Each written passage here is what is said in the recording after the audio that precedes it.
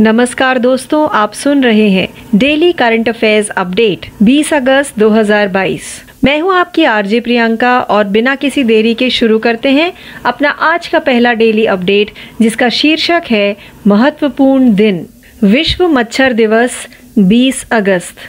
विश्व मच्छर दिवस प्रत्येक वर्ष 20 अगस्त को मनाया जाता है। इस खोज की वर्षगांठ को चिन्हित करता है कि मच्छर मलेरिया का कारण बनने वाले परजीवी को प्रसारित करते हैं।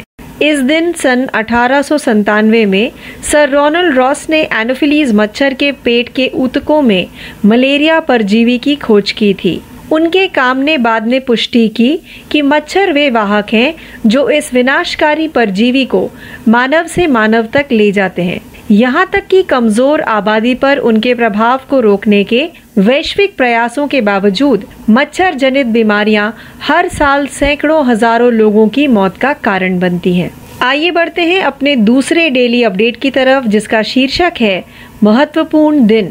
सद्भावना दिवस 20 अगस्त। सद्भावना दिवस हर साल 20 अगस्त को पूर्व प्रधानमंत्री राजीव गांधी की जयंती के उपलक्ष्य में मनाया जाता है। 20 अगस्त 2022 भारत के पूर्व प्रधानमंत्री राजीव गांधी की 78वीं जयंती है। इस दिन को सभी धर्मों के भारतीय लोगों के बीच राष्ट्रीय एकता, शांति, स्नेह और सांप्रदायिक सद्भाव को प्रोत्साहित करने के उद्देश्य से सद्भावना दिवस के रूप में मनाया जाता है। राजीव गांधी के पास एक विकसित राष्ट्र की दृष्टि थी। उन्होंने कई राष्ट्रीय और अंतर्राष्ट्रीय परियोजनाओं का बीड़ा उठाया था। आइए बढ़ते हैं अपने तीसरे डेली अपडेट की तरफ, जिसका शीर्षक है विज्ञान और प्रौद्योगिकी। Lumpy provoke. ICAR ने लंपी वायरस वाले मवेशियों के लिए स्वदेशी रूप से विकसित वैक्सीन तैयार की। एक बड़ी सफलता में कृषि अनुसंधान निकाय ICAR के 2 संस्थानों ने मवेशियों में लंपी वायरस के लिए लंपी प्रोवैक नामक एक स्वदेशी टीका विकसित किया है, जो पिछले कुछ महीनों में कई राज्यों में फैल गया है। केंद्र ने भारतीय कृषि अनुसंधान परिषद ICAR के 2 संस्थानों द्वारा विकसित इस टीके को व्यवसायीकरण करने की योजना बनाई है, ताकि लंपी वायरस रोग LSD को नियंत्रित किया जा सके, जिसके कारण 6 राज्यों में मवेशियों की मौत हो चुकी है। नई तकनीक को केंद्रीय कृषि मंत्री नरेंद्र सिंह तोमर ने जारी किया। आइए बढ़ते हैं अपने चौथे डेली अपडेट की तरफ, जिसका शीर्षक है पुरस्कार। सुनील छेत्री, मनीषा कल्याण को वर्ष का पुरुष और महिला फुटबॉलर नामित किया गया।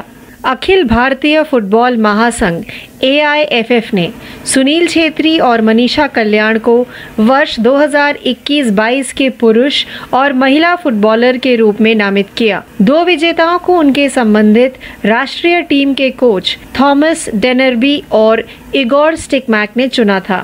पिछली बार 2018-19 में यह पुरस्कार जीतने वाले छेत्री ने इंडियन सुपर लीग में बेंगलुरु FC के साथ खराब प्रदर्शन के बावजूद राष्ट्रीय टीम के साथ एक अविश्वसनीय वर्ष का आनंद लिया। इस बीच 20 वर्षीय मनीषा के प्रदर्शन में पिछले 1 साल में अत्यधिक विकास हुआ है। यह युवा खिलाड़ी पिछले साल ब्राजील के खिलाफ गोल करने वाली पहली भारतीय फुटबॉलर बनी थी। आइए बढ़ते हैं अपने 5वें डेली अपडेट की तरफ, जिसका शीर्षक है अंतर्राष्ट्रीय।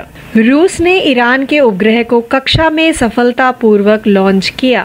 एक रूसी रॉकेट ने ईरानी उपग्रह को कक्षा में सफलतापूर्वक प्रक्षेपित किया है। सोयूज रॉकेट ने कजाकिस्तान में रूस द्वारा पट्टे पर लिए गए बैकोनूर प्रक्षेपण स्टेशन से निर्धारित कार्यक्रम के अनुसार उड़ान भरी। प्रक्षेपण के लगभग 9 मिनट बाद इसने खयाम नामक ईरानी उपग्रह को कक्षा में स्थापित कर दिया।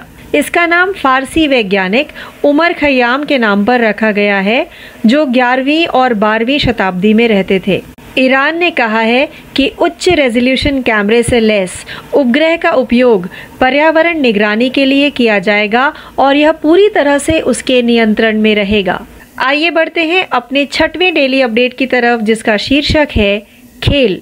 तमारा वेलकॉट ने 737.5 किलोग्राम वजन उठाकर power lifting Guinness world record तोड़ा। संयुक्त राज्य अमेरिका में मैरीलैंड की एक महिला पावरलिफ्टर तमारा वेलकॉट ने एजेंसी के सूत्रों के अनुसार 3 यौगिक लिफ्टों स्क्वाट, बेंच प्रेस और डेडलिफ्ट में कुल 737.5 किलोग्राम उठाने के बाद प्रतिस्पर्धा महिला में बेंच और स्क्वाट और प्रेस के लिए सबसे भारी संचयी लिफ्ट के लिए रिकॉर्ड बनाया।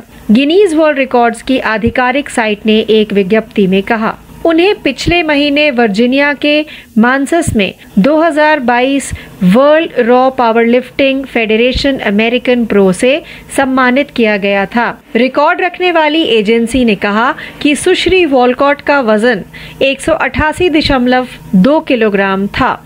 आइए बढ़ते हैं अपने 7वें डेली अपडेट की तरफ, जिसका शीर्षक है योजनाएं और समितियां। सामाजिक न्याय मंत्रालय ने स्माइल 75 पहल शुरू की।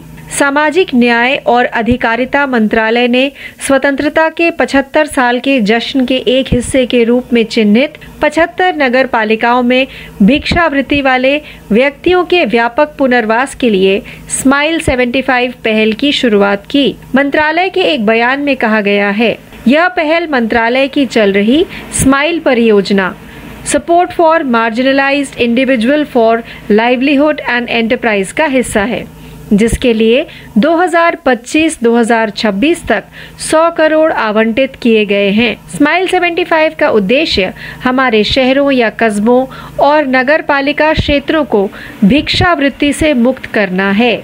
आइए बढ़ते हैं अपने 8वें डेली अपडेट की तरफ, जिसका शीर्षक है अर्थव्यवस्था। खुदरा मुद्रास्फीति जुलाई में घटकर 6.71% हो गई। उपभोक्ता मूल्य सूचकांक CPI पर आधारित भारत की खुदरा मुद्रास्फीति जुलाई 2022 में घटकर 6.71% हो गई, जो पिछले महीने 7.01% थी। मुख्य रूप से खाद्य और पेय पदार्थ खंड में कीमतों में ढील के कारण मुद्रास्फीति में कमी आई। आंकड़ों से पता चलता है कि उपभोक्ता खाद्य मूल्य सूचकांक CFPI या खाद्य टोकरी में मुद्रास्फीति जुलाई के दौरान महीने दर महीने गिरकर 6.75% हो गई, जो जून में 7.75% थी। CPI लगातार 7वें महीने भारतीय रिजर्व बैंक RBI के 6% के ऊपरी मार्जिन से ऊपर बना हुआ है। आइए बढ़ते हैं अपने 9वें डेली अपडेट की तरफ, जिसका शीर्षक है बैंकिंग। भारतीय रिजर्व बैंक के डिजिटल ऋण मानदंडों का पहला सेट जारी किया। डिजिटल लेंडिंग इकोसिस्टम में बढ़ती कदाचार को रोकने के उद्देश्य से भारतीय रिजर्व बैंक RBI ने डिजिटल ऋण देने वाली संस्थाओं के लिए दिशा निर्देश जारी किए हैं, जिसमें कहा गया है कि सभी डिजिटल ऋणों को केवल विनियमित संस्थाओं के बैंक खातों के माध्यम से वितरित और चुकाया जाना चाहिए। उधार सेवा प्रदाताओं, LSP या अन्य तृतीय पक्षों के पास थ्रू के बिना नवीनतम नियामक ढांचा RBI की विनियमित संस्थाओं RES के डिजिटल ऋण पारिस्थितिकी तंत्र और क्रेडिट सुविधा सेवाओं का विस्तार करने के लिए उनके द्वारा लगे LSP पर केंद्रित हैं। आइए बढ़ते हैं अपने 10वें व अंतिम डेली अपडेट की तरफ, जिसका शीर्षक है राज्य। तमिलनाडु द्वारा घोषित अगस्त्यमलाई लैंडस्केप में 5वां हाथी रिजर्व।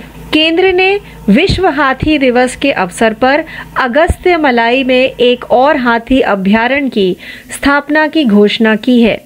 यह हाथी के संरक्षण के लिए समर्पित 1197 वर्ग किलोमीटर क्षेत्र को जोड़ते हुए देश में 32वां और तमिलनाडु में 5वां हाथी रिजर्व होगा। मुख्यमंत्री M.K. स्टालिन ने हाथी रिजर्व स्थापित करने के कदम का स्वागत किया और कहा कि स्तनधारी वन पारिस्थितिकी तंत्र को संतुलित करने में महत्वपूर्ण भूमिका निभाते हैं। नया हाथी रिजर्व अब राज्य को प्रोजेक्ट एलिफेंट जैसी केंद्रीय योजनाओं के तहत धन प्राप्त करने में मदद करेगा, जो प्रति वर्ष 1 करोड़ रुपए प्रदान करता है। तो हमारे इस अपडेट के साथ ही हमारा आज का कार्यक्रम डेली करंट अफेयर्स अपडेट 20 अगस्त 2022 यही समाप्त होता है। ज़्यादा जानकारी के लिए जुड़े रहिए। मैं हूँ आपकी RJ प्रियंका। धन्यवाद।